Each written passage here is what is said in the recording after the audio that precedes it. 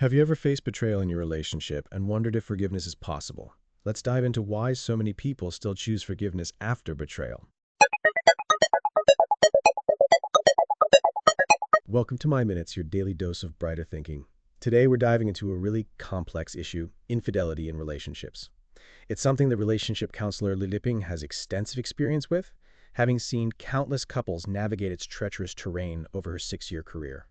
And surprisingly, or perhaps not so surprisingly, she finds that most couples actually reconcile after infidelity. 9 out of 10, in fact, choose forgiveness. It's a statistic that really makes you think. Right? It really challenges the conventional wisdom that infidelity is the ultimate deal breaker. Le Beeping facilitates this forgiveness through emotionally charged conversations, guiding couples to express their deepest vulnerabilities to each other. So it's about truly acknowledging the hurt and the pain caused by the affair, yeah? Exactly. And it's not just about the hurt partner expressing their pain, it's also about the unfaithful partner truly confronting their actions and the impact they've had. Le Beeping describes it as the unfaithful partner experiencing the betrayed partner's pain alongside them. Hmm.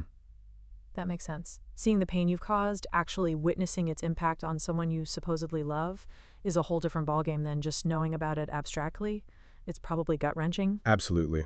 It's about rebuilding that connection that's been shattered by the betrayal. And it's not a one-time thing. This rebuilding of trust, this reestablishment of safety, is an ongoing process, often requiring repeated demonstrations of remorse, empathy, and commitment. It's like, as Lee Looking puts it, being hit by a car while crossing the street on a green light. You thought you were safe, you had the right of way, but then, bam, your sense of safety is completely shattered. You're left questioning everything. Right. That analogy perfectly captures the disorientation and insecurity that comes with infidelity. It's not just about the immediate pain of the betrayal, but the long-term erosion of trust. You start to question your judgment, your perception of reality. Everything feels unsteady, kind of like walking on eggshells, I guess. Hmm. Yeah, you're constantly looking for signs of danger, reliving the trauma. Lee Lipping gives an example of a wife who had a breakdown 6 months after forgiving her husband just because they passed by a restaurant with the same name as the other woman. Wow. It's like the wound never fully heals. But even with all the pain, Lee Lipping's work highlights that there are compelling reasons why people stay. Sometimes it's about the kids, the shared history, financial stability, or simply not wanting to give up on something they've invested so much in. Sometimes, as she points out, it's even about a sense of competition, not wanting to lose to the other person. So, staying isn't necessarily about weakness or being a doormat, but a complex calculation of factors. Exactly. It's not always about condoning the infidelity either. Lee Lipping talks about how some couples stay together but without any emotional connection. It's more of a practical partnership, a shared life without the intimacy. It's fascinating, really. It is. And what about actually rebuilding the relationship after infidelity? Where do you even start after such a breach of trust? Well, Lee Lipping emphasizes the importance of rebuilding safety, step by step. It's about open communication, acknowledging the hurt, and making a conscious effort to create new, positive experiences together. She also discusses the importance of looking beyond the infidelity itself to address underlying issues within the relationship. After all, infidelity is often a symptom of a larger problem. It makes you wonder if staying together after infidelity is ever the right choice. It's certainly not an easy one. Definitely not. Lipping stresses that her role isn't to push couples toward reconciliation, but to help them uncover the truth of their relationship and make informed decisions about their future, together or apart. What about you? What are your thoughts on this? And if you're finding our conversation as thought-provoking as we are, don't forget to like and subscribe. We'd love to have you join us on this journey of exploring the complexities of human relationships. Well, as we said, it's complicated. If you've ever been in this situation or if you have any thoughts on this incredibly complex issue, let us know in the comments. And remember to tune in tomorrow for more Mind Minutes. So it's like, rebuilding trust after infidelity is this incredibly delicate process. It's not a quick fix. It's more like carefully piecing together a shattered vase. Yeah, and each piece represents a different aspect of the relationship, right? Like communication, intimacy, shared values. All those things get broken. Exactly. And like Lib Looping says, it's not just about saying, I'm sorry. It's about really understanding the depth of the pain you've caused, like really getting it. Right, it's about empathy, really stepping into your partner's shoes and feeling what they feel. And that's hard, especially when you're the one who caused the hurt. It is. It takes a tremendous amount of vulnerability on both sides. The betrayed partner has to be willing to open themselves up again, to risk being hurt again. And the unfaithful partner has to be willing to face their own flaws, their own insecurities, the things that led them to stray in the first place. And if you find this helpful, don't forget to hit that subscribe button. Definitely. It's like peeling back the layers of an onion, uncovering all those hidden issues. It can be messy and it can be painful, but it's essential for true healing. Absolutely. And it's a long process. It's not a one-time conversation. It's ongoing, right? It's about consistently showing up day after day, proving through your actions that you're committed to rebuilding the relationship. It's about rebuilding safety, that sense of security that was shattered by the affair. And like that analogy with the green light, you have to relearn to trust that you're safe even when everything inside you is screaming danger. Right. And that takes time. It takes consistent effort. It takes a willingness to be patient with yourself and with your partner. It's not easy, but it can be done. And what about those underlying issues you mentioned, the things that contributed to the infidelity in the first place? How do you address those? Well, that's where really digging deep comes in. It's about honest self-reflection, couples therapy, sometimes even individual therapy.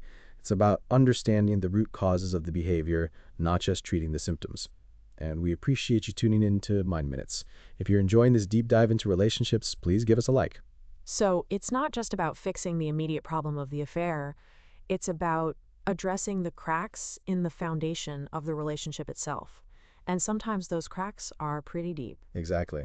And sometimes, despite all the effort, the relationship just can't be salvaged. And that's okay too. Sometimes the best thing for both partners is to move on. Right. It's about making an informed decision, a decision that's right for you, regardless of societal expectations or pressure.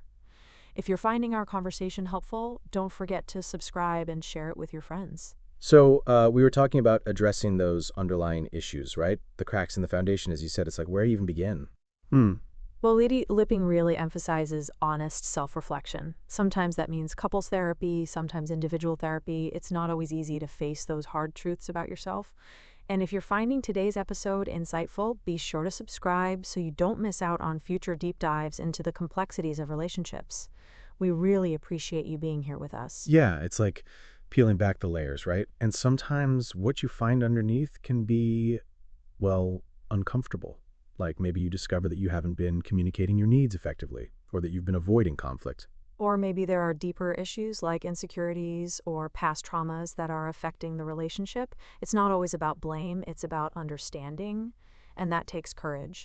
Absolutely. And sometimes, the infidelity itself is a symptom of a much larger problem. Like maybe the relationship was already struggling and the affair was just the tipping point. Right. And in those cases, even if the couple decides to stay together, they still need to address those underlying issues. Otherwise, they're just putting a Band-Aid on a much deeper wound. Exactly. And that's where therapy can be so helpful. It can provide a safe space for couples to explore those difficult emotions and to develop healthier communication patterns. It's like having a guide to help you navigate that treacherous terrain. Yeah, because let's be honest, navigating these kinds of issues on your own can be incredibly challenging. It's like trying to perform surgery on yourself. And remember, if you or someone you know is struggling with relationship issues, there are resources available. Don't hesitate to reach out for help. Absolutely. And, even if the relationship doesn't survive, therapy can still be incredibly valuable for individual healing and growth. It's about learning from the experience and moving forward in a healthy way. Right. It's about finding a way to rebuild, whether that's within the existing relationship or on your own. And sometimes that means accepting that the relationship has run its course. That's okay too. It is. It's about finding what's right for you, regardless of what society might dictate. It's about prioritizing your own well-being and happiness. And that's a powerful message, I think. It is. So, to wrap things up, infidelity is a complex issue with no easy answers. There's no one-size-fits-all solution. It's about open communication, honest self-reflection, and a willingness to do the hard work. And, of course, sometimes it's about recognizing when it's time to let go. Exactly. It's a journey, and it's not always an easy one. But hopefully today's conversation has shed some light on this complex and often painful experience. Thank you for joining us on Mind Minutes, your daily dose of brighter thinking. We've been exploring the intricacies of infidelity and the path towards healing. Be sure to like, subscribe, and share this episode with anyone who might find it helpful. Until next time, take care and be well. And remember, tune in tomorrow for more Mind Minutes. We'll be exploring talk. Have a great day, everyone.